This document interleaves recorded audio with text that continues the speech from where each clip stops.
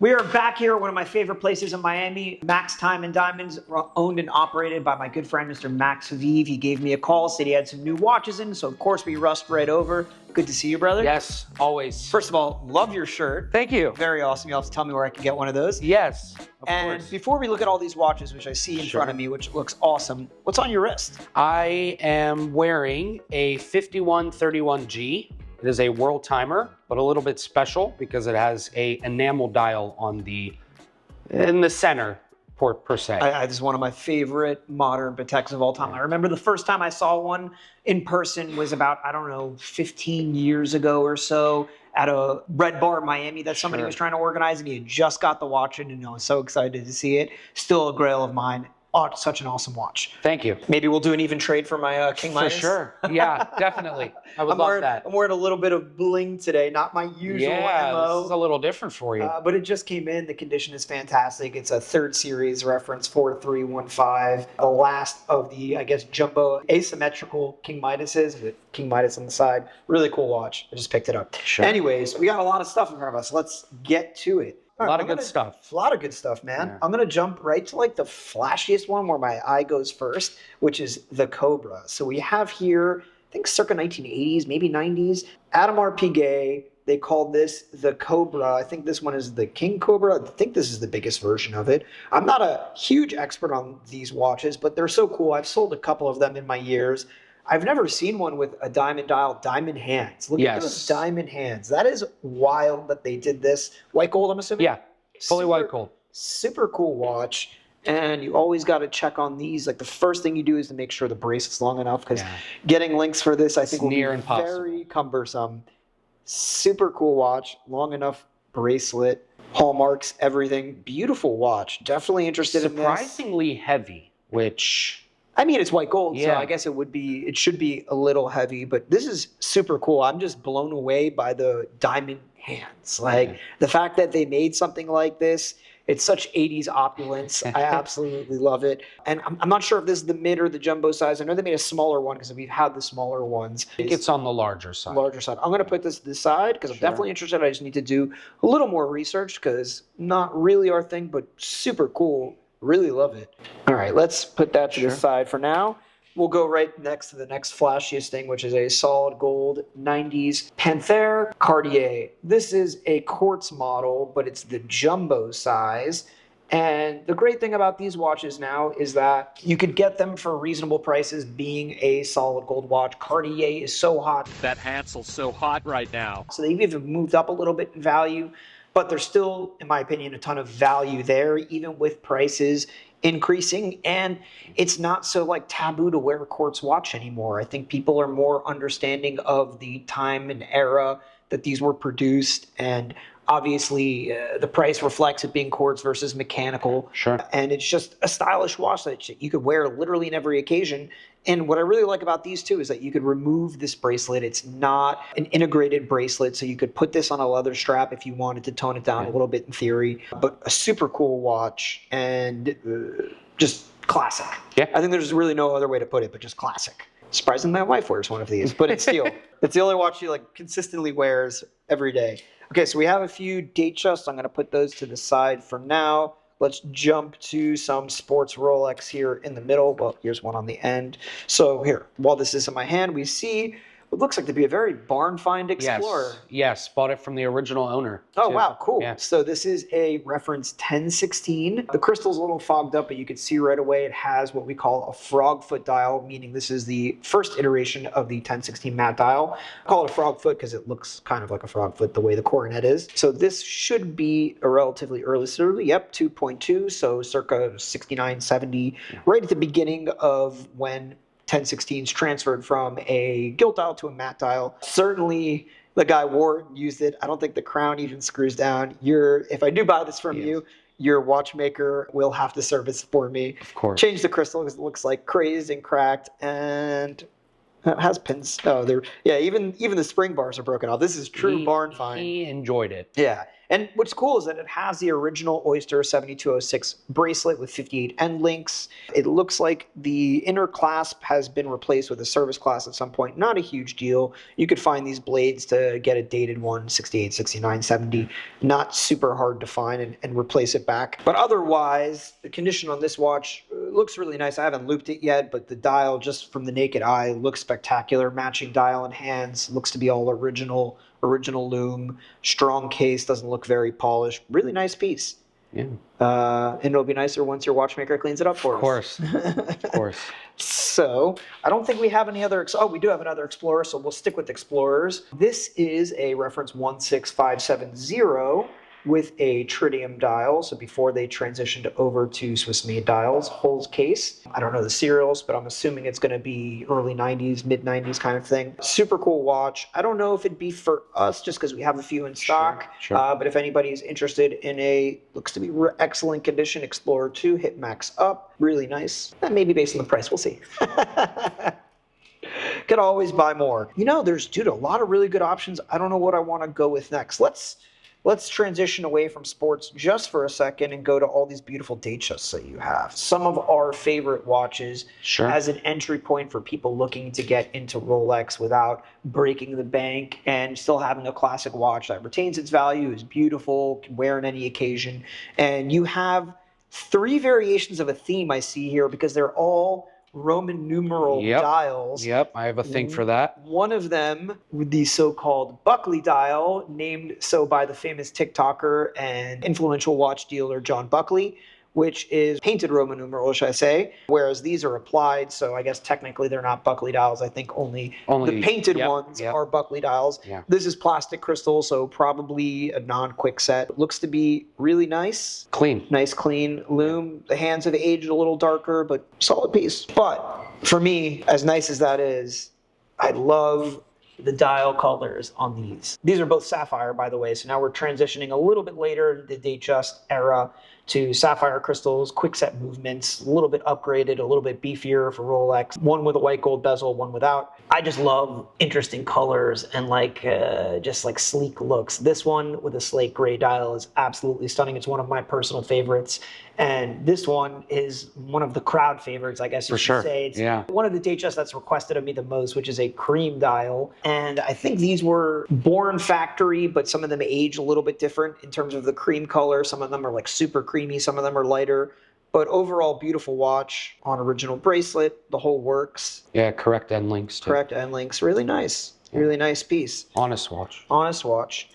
And this one on an Oyster bracelet, not a Jubilee, with a sticker on the back. Beautiful piece. Beautiful condition. Really nice watch.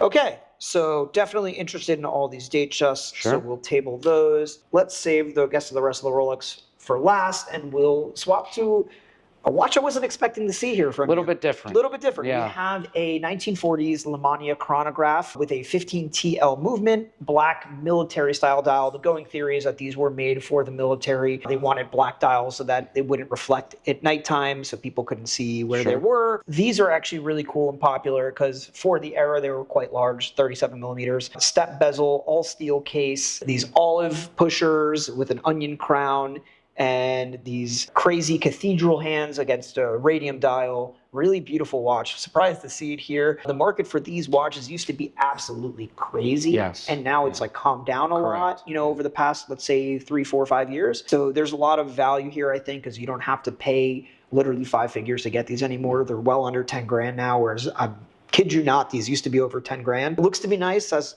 really nice patina, honestly aged radium dial. Cool watch. Yeah. I like that you're looking out for like interesting and unique stuff now, not just but that's your doing. You turned me on to that. Yeah, well, I mean, listen, a lot of people think that, to get a cool watch it has to be a Rolex, an AP, a Patek, a Cartier, but there's a whole world out there. There's so many other brands, especially as it relates to vintage watches, that all tell different stories and have different feelings and vibes that, you could get into without it just having the R word on the dial. Sure, But speaking of the Yeah. R word, Back to Rolex. this is an interesting watch. We'll save it for the very end. Yeah. We will go to these 3 sports models. Let's start with my favorite because I love the GMT. Sure. My favorite sports Rolex has always been the GMT-Master. My favorite model, I guess, in sports Rolex world is the 6542, which was the original Bakelite GMT. This is not that.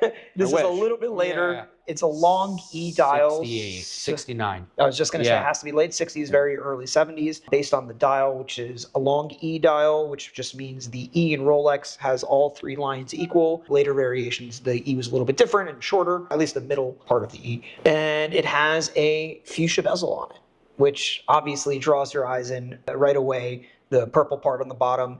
And, you see fuchsia bezels on a lot of different 1675 GMTs, even from gilt era all the way up through the 70s. But for me, I've bought so many of these, original owner, barn find, whatever. And the only variant that was born, in my opinion, with a fuchsia bezel was the MK1. Sure. Was this era of GMT specifically with this dial. Now, that's not to say that maybe a Mark II had one at some point. It was born from Rolex that way. But I see most consistently as being all original, fuchsia being on an MK1. That being said, if somebody likes to put a fuchsia bezel on their watch, whether it's an earlier or later generation, not a huge deal. But it's nice to see that this is an MK1 dial on a fuchsia. Which the original owner had a newer style insert on it. But he kept the original. But he kept the original. Gotta so love when that. I bought it, I put it back on. Right. And so this has a CNI bracelet, also dated, which is awesome, to 1968 in great condition. So you found this one domestically, most likely in the United States, because CNI were made for the US market, not a Swiss bracelet. But the condition on it's great. Look, there's no stretch. No. Beautiful. And the dial looks great. A little bit of lume loss in the GMT hand, but not the end of the world. Overall, a really nice example. Definitely interested in this one. I feel like you told me you were getting one of these and you wanted to leave it for your son. That is this watch. That is this That watch? is. So what changed? I don't know. I feel like he's gonna. I don't know what his appreciation is. He's only 4. Yeah. So I don't know if he's gonna like vintage or not. So I have 2 sons, and I bought them each quote-unquote birth year watches. One was a Tudor Black Bay. It had just come out, the very first iteration that just came out several years ago, or 9 years ago or so. And I got the second son a 34mm OP Rolex. Got it. Nothing crazy in terms of pricing and everything like that, but I think you're right. I think it's perfect because my older son is a giant, and he will for sure be able to wear that 40mm watch. Yeah. Whereas the 34mm for my second son, who's a lot smaller, and I don't think will be as big as him, will wear well on his wrist. Sure. That's a lot of W's. So yeah, but it's true though. I'm not sure what they're gonna like. That's what I mean. I don't know if he's gonna say, "Why'd you give me this old watch?" Right. So I'm like, it's a special one. I know, but yeah, don't get it. That's great. Well, I guess it'll be a father-son bonding experience when you figure out when he's old enough what he likes, and get him something from there. Okay, before we get to this very, very cool watch, we have a couple other very nice looking sports Rolex, a Submariner on my left, and a very interesting one at that, and a Sea Dweller on my right. So let's start with the Sea Dweller. This looks to be a mid to late 70s great white Sea Dweller. So it's after the period of the double reds, before they transitioned to a sapphire crystal. This would have been the last version. Looks to be in excellent condition with a beautiful patina dial, matching hands. Yeah, the lugs look great too. Yeah, really, really nice example. Your eyes really started to develop for good quality stuff. Looks to be all original. We'll open it up later. And luckily with these, unlike the double reds, with the double reds, the serial needs to match in between the lugs and inside the case back. Great Whites did away with that. So there's not as many kind of authenticity problems or swaps with these as you do find on the double red. Looks to be like a really nice watch. This one's interesting. We got a 5512 from you before. Yeah. This is I'd be very curious to check the serial. It should be in the 5 million range, but it is a maxi dial 4-line 5512 towards the very end of production for 5512s. This is probably one of the more desirable 5512 variants because it is towards the end. Maxi meaning the lume plots are a little bit bigger. Original correct insert for the 70s. Do you have a pin pusher handy? Yes. Let's take a look and see if my suspicions are correct. Yep, 5.4 million. Yeah. So it's all correct. Beautiful watch. Very hard to come by too. Really, really hard to come by. Submariners in general, The market's kind of saturated right now. They're not moving as quickly like GMTs fly, Explorers fly. But when they're interesting like this, there's always a home for it and somebody who's looking for it, who maybe have been looking for this watch for a year and couldn't find it. Yeah, exactly. So looks pretty nice too. Let's put it to the side. Definitely interested in this. And last but not least, before we do like a real inspection, let's talk about this one. I know you mentioned to me off camera. What was the words you used to describe it? I said it's like the Calatrava of Rolex. And I think that is why they designed this watch. Yeah. This watch was produced in the late 50s, early 60s. It is called the Vera Flat. A few different dial variations. This one also being in rose gold. Vera Flat, probably because this was Rolex, I think at the time, thinnest case, thinnest movement. So it was a very flat appearance. And it was for sure designed to combat Patek Philippe's Calatrava. Kind of to make their own style of dress watch that was similar. And it's absolutely stunning. I love the OCC signature above the register, officially certified chronometer, which is kind of an interesting variant for this watch. But it seems to be, most of the time these watches are really messed up. This one seems to be very nice and very cool. You don't see these very often. No, I think we've had one in 10 plus years of business, you know? Very cool watch. Definitely interested in this one. And I love your characterization. I think you're spot on with that. Okay, cool. Well, dude, thank you so much. You're very welcome. Showing us all of these. I definitely want to start opening them up and see if we can put together a package like usual. As always, guys, if you ever need any great watchmaking services in Miami, hit Max up. Max Time Diamonds. He's got a great watchmaker back there who we use all of the time. And undoubtedly, we're going to buy this Explorer from him, and he's going to serve it for us. For sure, 100%. For us right away. Yes. You also get some great watches, not just vintage, but a lot of modern stuff too. So hit him up. All right, cool. Thank you so much. Thank you. I was going to say, let's put some 80s music on, dance a little bit, and do the video the right way. They bring the pole dancers. We are here for our second and hopefully final stop of the day before getting back to the office to my other favorite person in Miami, Sonny Duan of Sonny's Collections and the spec sheet. And the spec sheet. I haven't been here in a while. Jordan's always the one coming down. Yeah, Jordan here. comes. Good to see you. You send somebody, man. That's good. But luckily, Sonny lives right down the street from me, so I see him all the time, just not in his office. In his office, yeah. Okay, I brought Sonny a couple bracelets to have some links added. These are like early style bracelets before they use pins and screws, so you have to have a jeweler manually add these. So put these to the side for a second. Sure. While I was here dropping these off, I was like, hey, what new watches do you have in? He's like, I got a few interesting things to show you. So he pulled out some stuff for us. Let's start with this guy in the middle. It's a lady's watch, but it's a very interesting one. We have Mr. Jörg Heisig's latest and greatest, well, I shouldn't say latest and greatest because he's no longer with us. The greatest design he ever made, which was the VC222, the Vacheron 222, lady size quartz. Actually very cool watches, and I feel like the 222, as it relates to ladies, doesn't get a lot of love. No, it doesn't get a lot of love. Yeah, not a lot of attention either. I don't think a lot of ladies women have really discovered the 222 ladies yet. If you put that and a Rolex Presidential, they'll pick the Presidential. Right. Or the AP, and still for me, this one. Is so much more interesting and so much cooler. But, I like it. Really great condition. Very nice condition, all that, but it's like ladies will not pick that up somehow. What are these going for these days? I don't even know. I think I've seen them like between $15,000 to $18,000. Okay. Nice, clean ones, and then destroyed ones. I mean, listen, it makes sense. The mid-size version of this watch, the 34 millimeter, is 20 plus, and then the jumbo, forget it. You're approaching six figures. Yeah. That's a different ballgame. Yeah, right. So for a lady's watch, I think for somebody who wants something different, it's certainly. Yeah, it is something different. I mean, but when you get to that category, according to me, it's like this or Cartier. Right. Yeah, because if you put this next to Rolex, the ladies always pick a Rolex. Okay. I don't know. Some Rolex is like king when it comes to ladies' watches.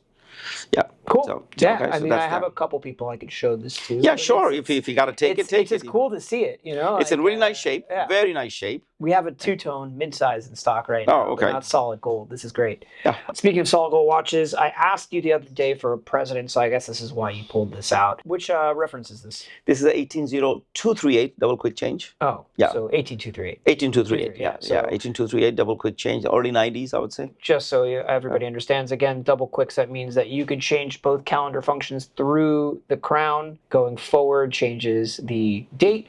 And going backwards, change the day of the week. The calendar, as Sonny says. This one has a really nice blue dial as well. And dude, have you noticed that it's getting really hard to buy nice date dates? Yeah, it's just because the thing is, the client, the women, and the male both. The For prices have prices gotten are like strong. I just bought on this one. I'm doing really good on the presidential 36 millimeters. I don't. They've been flying for me. Yep. Number one, number two, but like buying new ones for stock. You know, No, you pay for an 18238 or 18238 low teens, and now it's mid teens just for stock, just for wholesale. They're just even on the chats I've seen, people are just snagging them. You know, really hard to find. Yeah, clean ones are going quicker, much easier. Yeah.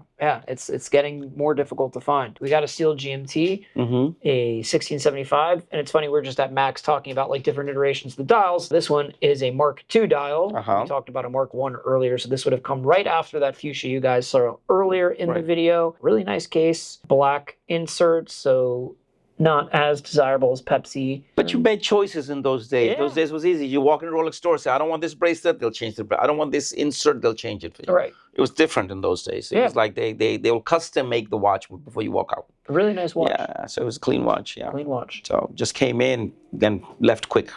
Gone. You already sold this? Yeah. So why are we showing it to you? Just for fun? Just to have fun. You know why? I was just about to ask you, how much is this? Because I don't have any nice matte GMTs in stock right now. It's like, no, it was just gone.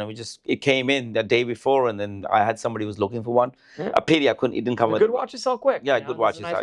Good watches sell quick. All right, you have this upside down. I know you wanted to test me later. We'll test you later regarding this. So tell me the story with this one. Okay, you have a solid gold GMT. Solid gold GMT. Somehow my client didn't like the Mercedes hands. Okay, so he changed. So he says, Sonny, change these hands to make it look vintage. And I'm like, it can't. It's a 1675 8, which was supposed to have a sapphire crystal. Correct. But he made me change the hands and put a plastic crystal. So I did that modification. So plastic crystals you can modify to yes, fit on you can modify on sapphires. Interesting. Okay. Yeah.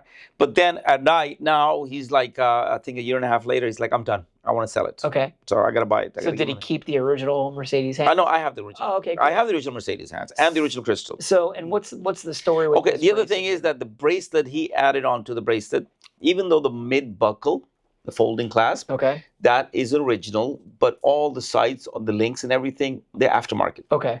So it looks really pristine. So explain to everybody just so we could get, so people can understand, so that they know for future, how were you able to tell that this was aftermarket, or at least part of the the logos are all correct. Right. This is correct, made for the South American market. Okay. But then this was added on because this was originally for a Jubilee bracelet. Right. Because this watch came as a Jubilee bracelet. Okay.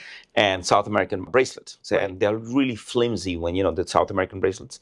So the guy, he told me that he converted that. He took out the Jubilee links and put the oyster links in. Yeah, you could see the 80 end links, first of all, which wouldn't be correct for this watch. This bracelet style, if it was all correct, wouldn't be correct for this watch. It'd go to an earlier GMT. So you can see by the style of numbers, if you compare the fonts to an original one and the stampings, that they are indeed aftermarket. So essentially, what would you do? Frankenstein. It's a Frankenstein bracelet somebody put together to wear. Somebody put together to make it look right. He probably bought this watch on a leather strap and wanted He did. He bought it on a leather strap. And to find a factory original bracelet for this watch is like $8,000 now.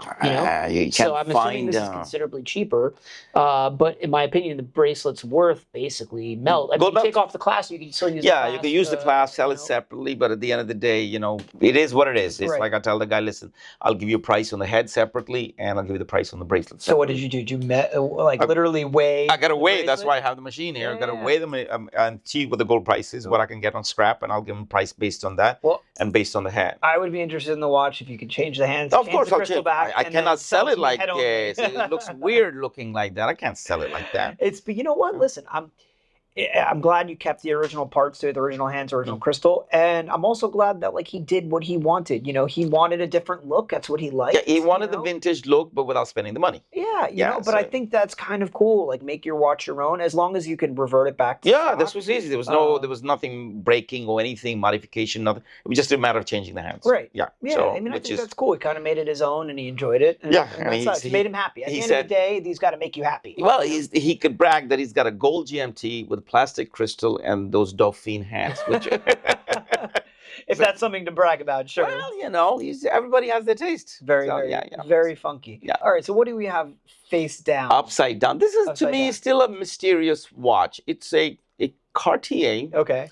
With a wooden case. Okay. And sides are like 18 karat gold. Never seen one before. I've never seen a friend of mine brought it in. He's asking me, what can I pay for it? And I have no idea because I don't even know what it is. I got to have it opened up. It looks like original strap, but it's on its last legs. Literally. Yeah, the strap is gone. But a friend of mine brought it in, and I can't tell him anything till I know what it's worth. Original Cartier deployant. Yeah. Yeah, I mean, this looks to me like something that was probably made in the late 70s, maybe. Yeah, it is an throughout the older model. 80s. Yeah. Throughout the 80s, maybe even possibly domestic market stuff. Has, looks to be serial reference on the back, although I've never seen this watch either. But I've never seen a dial like that on a Cartier. Have you? This, Were you able to open it up yet? No, I haven't done anything yet. I got to take it to the watchmaker to get it opened up to see what it's inside. I mean, what is it? A particular movement that a certain company made for Cartier? Because see, the thing is, in the 80s, Rolex had a lot of wood dials. Right. So probably they weren't. Cartier did make a tank that had, but they were just wooden on the sides that I know. Well, this like is if wood you also. You could probably Google and see it. I've never seen one with like a full black wood case like this. Yeah, I've never seen one. I've never seen almost the entire mid case, with the exception of the tops and the case back here. Yeah, that's super cool. I mean, I've never seen one, so I told the guy, leave it over. I'll do a little investigation, research, and find out what it is. And you came by, and I said, here, you tell me. Yeah, I mean, for me, it looks like a genuine Cartier watch, but I'd be curious to see what's inside it. So yeah. So I'm gonna have it opened up, and then open it up. Yeah, I'll send you some pictures and all that, and help me do the research. Maybe we'll buy it together. If anybody has seen this watch before, drop me a message, help us crack the mystery. Yeah, let's crack the mystery and find out what this thing is worth. What this? I mean, it's a nice look. I would prefer. I could actually wear the watch. Dude, this is actually super Yeah, cool. it's not that small. Myself if we could verify it all. And of course, get a decent band to it, because this band is like dying. You literally can wear this band. So it came from South America. Okay. Yeah, so whoever had it didn't destroy the watch, but the band is like destroyed kind of thing. But right now they're like, everybody wants to sell. Yeah, even serial inside the buckle, the deployant. Okay. I mean, this could be cool, man. Could be something, or I could tell the guy, hey, have a nice day. Yeah. Well, when you get it open, I'll get it open. I'm going to take it to the watchmaker and then get it open. It's a manual wind. Mechanical movement. Yeah. Very cool. Very interested in this. This is very cool. So I will let you know. All right, cool. Well, dude, thank you for showing us all this You're welcome, man. Anytime. You got to come more. I know. I see you enough. Okay. I'll let Jordan come and make sure everything gets done properly. Brother. Thanks, go man. grab some lunch and head to the office.